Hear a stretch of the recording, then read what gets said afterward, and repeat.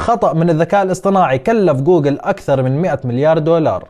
فالآن كل من مايكروسوفت وجوجل بتنافسوا في مجال الذكاء الاصطناعي، وتحديدا من خلال دمجه في محركات البحث الخاصة فيهم. فمايكروسوفت أعلنت عن إضافة تكنولوجيا تشات جي بي تي في محرك بحث بينج، وفي المقابل أعلنت جوجل عن روبوت الدردشة بالذكاء الاصطناعي بارد، واللي أيضا راح يتم دمجه في محرك البحث.